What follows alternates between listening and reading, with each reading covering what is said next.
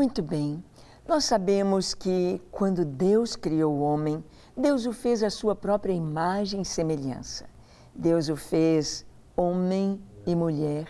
Deus deu ao homem um lugar maravilhoso para morar, que Deus mesmo preparou, que Deus mesmo plantou, o Jardim do Éden. Ou seja, um lugar de prazer, um lugar de delícia, um lugar perfeito. O homem perfeito, a mulher perfeita, um casamento perfeito, uma terra perfeita, uma comunhão perfeita com o Criador. Não havia barreiras, o homem e Deus, Deus e o homem, podiam ter esse relacionamento tão feliz, tão maravilhoso, naquele lugar tão lindo. Mas nós conhecemos a história que está descrita ali em Gênesis, no capítulo 3, como foi que o homem e a mulher falharam. Como foi que desobedeceram a Deus e ao desobedecer a Deus, a consequência veio. A consequência foi a morte. O Senhor havia dito, no dia em que você comer este fruto, certamente morrerás. No dia. Às vezes você pode dizer, mas o homem não morreu imediatamente. A mulher não morreu imediatamente. Olha, imediatamente eles perceberam que a glória de Deus saíra das suas vidas. Imediatamente eles perceberam que não tinham mais aquela luz, aquele brilho, aquela glória sobre as suas vidas. Imediatamente. Imediatamente eles perceberam que estavam nus, que estavam indefesos, que precisavam se cobrir, que precisavam se esconder da presença de Deus, a presença santa e justa do Deus Todo-Poderoso. E assim fizeram.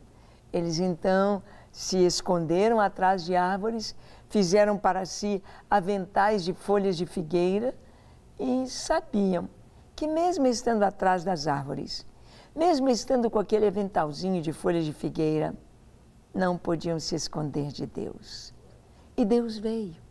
Deus veio na viração do dia, como Ele vinha sempre. E o Senhor chamou, Adão, onde estás? E ele respondeu, Senhor, eu ouvi a tua voz no jardim e me escondi, porque eu estava nu. Nunca antes houvera nenhuma barreira entre Deus e o homem. Nunca antes o homem tinha percebido que estava nu. E Deus lhe disse, você comeu do fruto, você desobedeceu. E então o homem acusa a mulher acusa a serpente, e tanto a serpente, quanto a mulher, quanto o homem e quanto a própria terra recebem as consequências do pecado. Palavras de peso, palavras que apesar de parecerem uma maldição, ali estava também o cuidado de Deus para que o homem pudesse ter uma chance, uma oportunidade de buscar a restauração em Deus.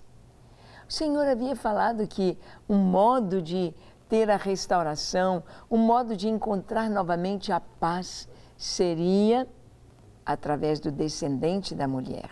O Senhor disse que nasceria um descendente da mulher, que haveria de esmagar a cabeça da serpente, que haveria de destruir o poder do pecado e o poder da morte. Adão vive quase 1000 anos, 900 e tantos anos, e a Bíblia vai nos dizer que para Deus um dia é como 1000 anos, e 1000 anos como um só dia.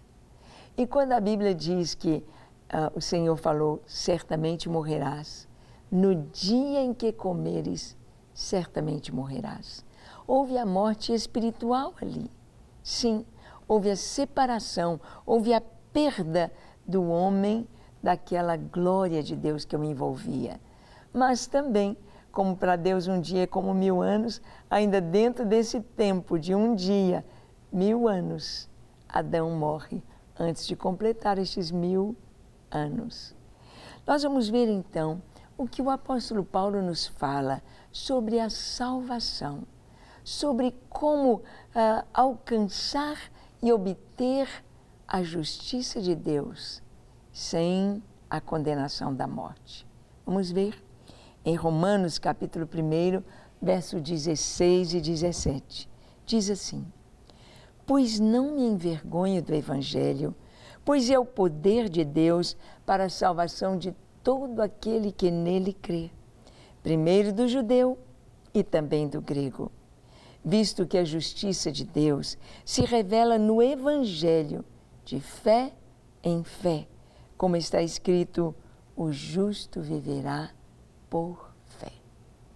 Paulo está dizendo aqui, eu não me envergonho do Evangelho. O que significa esta palavra Evangelho? Evangelho é uma palavra grega que significa boas novas, boas notícias. Boas notícias do campo de batalha são aquelas que o inimigo foi vencido, a vitória foi garantida, houve vitória. Esta é a boa notícia. A boa notícia do Evangelho é que Jesus venceu o pecado, Jesus venceu a morte, Jesus venceu o inimigo, arrancou das suas mãos as chaves da morte e do inferno. E Jesus pagou pelos nossos pecados. Jesus sofreu a nossa condenação. O castigo que era para vir sobre nós veio sobre Jesus. E através da morte inocente e pura de Jesus ali na cruz, assumindo nosso lugar, Ele nos trouxe o perdão, a salvação, a justificação. Isto significa que em Cristo agora nós temos a bênção de poder ser vistos por Deus como justos. Deus olha para aquela pessoa que se arrependeu e que creu em Jesus como se ela nunca tivesse pecado. Porque foram zerados os nossos pecados, foram apagados os nossos pecados. Isto é Evangelho, isto é boa notícia, isto é a notícia de grande alegria, como o anjo que anunciou o nascimento de Jesus aos pastores no campo. Ele disse, eis aqui vos trago uma nova de grande alegria, que será para todo o povo. É que hoje, na cidade de Davi, nasceu o Salvador, que é Cristo o Senhor. Nasceu o Salvador. Jesus é aquele que veio nos salvar da condenação por causa dos nossos pecados. Jesus veio nos trazer a vida eterna. Jesus veio nos trazer o perdão. Jesus veio nos trazer a paz. A paz. Paz com Deus, paz consigo mesmo, paz com o próximo. A paz só pode vir através do perdão. Jesus é o Salvador. E é isso que Paulo está dizendo. Eu não me envergonho do Evangelho, porque o Evangelho, diz Paulo, é o poder de Deus para a salvação de todo que crê. Eu e você somos salvos pela fé. Somos salvos ao crer que Jesus é o Filho de Deus, que deu a sua vida por nós, que derramou o seu sangue ali na cruz do Calvário. Sangue este que nos redime dos nossos pecados, que apaga a nossa transgressão, a nossa iniquidade e que nos traz uma nova vida e que nos dá um novo coração sensível a Deus e pronto para obedecer. Não me envergonho do Evangelho, pois é o poder de Deus para a salvação de todo aquele que crê. O Evangelho é poder. A palavra pregada é poder. É maravilhoso aqui, através da Rede Super, podermos compartilhar com você a palavra de Deus, sabendo que essa palavra é poderosa, sabendo que a palavra tem um poder inerente em si mesma para levar salvação e vida. É maravilhoso saber que quando nós cremos, nós podemos ser transformados, ter um novo coração. E o Senhor diz aqui na palavra, primeiro do judeu e também do grego. ou seja, sem acepção de pessoas. Todos podem ser salvos.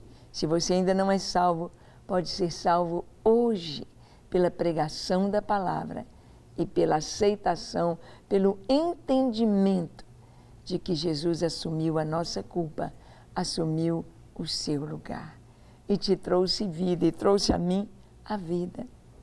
E Paulo continua dizendo, visto que a justiça de Deus se revela no Evangelho de fé em fé. A justiça de Deus se revela no Evangelho. Ou seja, no céu não entra pecado, no céu não pode entrar pecado. Como faríamos com tanto de falhas, com tanto de pecados que temos nas nossas costas? Como faríamos? Jamais poderíamos pagar pela nossa redenção. Jamais haveria um modo de, através de boas obras, de fazer coisas boas, poder contrabalançar na fidelidade de Deus, na justiça de Deus, os nossos pecados. Eles são pesados demais. Eles precisam ser passados pela justiça. Precisa haver derramamento de sangue para haver remissão de pecados. O Evangelho é exatamente isto. É Jesus dando a sua vida por mim e por você. E quando nós cremos, então vivemos pela fé. Experimentamos a vida de Deus, a vida com abundância, quando cremos em Jesus. Você já creu no Senhor? Já entregou sua vida a Jesus? Você tem certeza da sua salvação? Seu nome está escrito no livro da vida? Ou isso pode acontecer agora, neste momento? Vamos orar. Feche os seus olhos. Curve a sua fronte. Se for possível, se ajoelhe. Ore comigo, dizendo assim: Senhor, eis-me aqui em Tua presença. Eu abro meu coração e te convido, Senhor, entra na minha vida. Perdoa os meus pecados, apaga toda a minha iniquidade e dá-me um novo coração.